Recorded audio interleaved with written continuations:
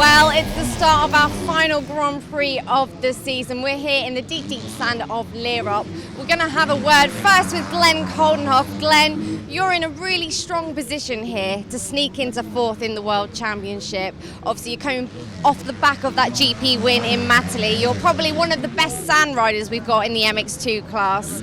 And if my memory serves me right, you had a great qualifying race here last year.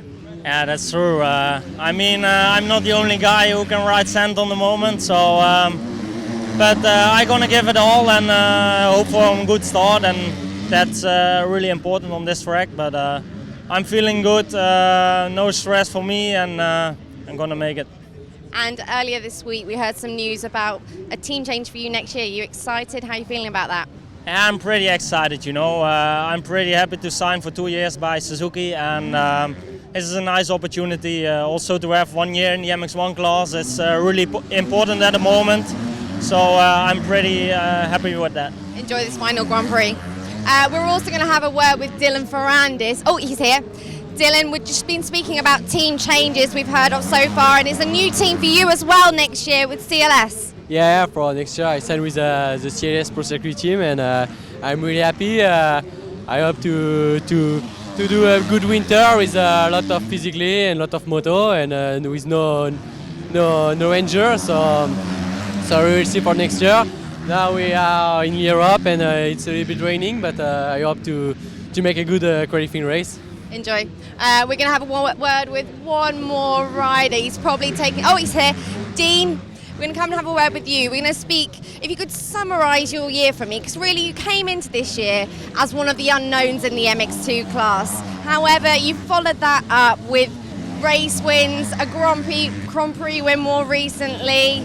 How did you feel about it all? Yeah, I mean, I'm glad I got the Grand Prix win. It's been a long season, but now I'm glad it was that long to get the win. You know, I learned a lot, and mostly about the bike. You know how important it is, and about my training because of how intense the Grand Prix is. So, all in all, it's a good year, and I hope to cap it off with a good race here in Lierop for the last one. And do you feel like you can take what you've learned here in the MX2 to possibly the MX1 class next year? Yeah, for sure. Everything I've learned this year will stay with me forever. So it's been a valuable learning year. Thanks, Dean. Right, that's all from us down here on the start line. Well, in the free practice session, Jeffrey Herlings didn't go out because, surprise, surprise, he was back from an injury that he picked up at the Belgian Grand Prix, but he did go and set the fastest time in pre-qualifying, just 0.3 quicker than Arnold Toners. Jordi Tixier was third, Glenn Coldenhoff was fourth, and Alex Tonkoff was fifth. In the qualifying race, though, the gate dropped. Herlings was up the inside, pulled a nice hole shot. Coldenhoff was around the outside him, and also his teammate Jordi Tixier tried to make a break for it at the front of the field. Did Jeffrey Herlings. Coldenhoff was there in second, Tixier third. Started to rain a little bit as well, but obviously 100% Jeffrey Herlings would normally have disappeared into the distance by now, so he rode on Friday afternoon to test the shoulder for the first time in 3 weeks. Rode for about 25 minutes, and the shoulder was giving him a lot of pain, he said.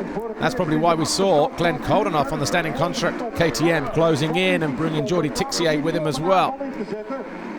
Number 300, Alessandro Lupino. Well, he had a good start. He started in 8th place and got himself up to 7th, but he fell on lap 3 and went right the way down to 27th place. Meanwhile, his teammate Arnold Toners was having a nice ride on the CLS Monster Energy Pro Circuit Kawasaki. Started in 6th, got into 5th, and that's where he would stay by the time the checkered flag fell. Dean Ferris was a little bit up and down, 9th up into 7th, and then ended up in 8th on the Monster Energy Yamaha, just there, 111. But a slight mistake obviously cost him a bit of time. He thought he saved it, but then it just came around on him. That's why he ended up losing a position in the closing stages to the 152, Petar Petrov on the Kimia van der Laar Yamaha, who started in 13th and worked his way up into 7th at the expense of Dean Ferris. Max Anstey had a quiet ride, eventually coming home in 12th place, but Jeffrey Herlings, though it was, who won the qualifying race.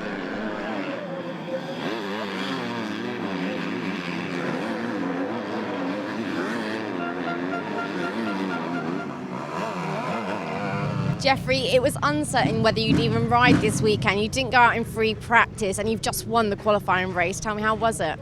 I mean, it was so tough, I had so much pain and I just did enough to win. I felt Glenn on the back and also Jordi, but I just had to think about my arm and don't do any silly stuff, you know. Also for tomorrow, you know, if I win, it's more than enough. I don't going to push for new goals or anything. I just want to win. You know, I'm in a lot of pain, so just do my best and hope to come out with a win tomorrow. Well done. We'll see you tomorrow.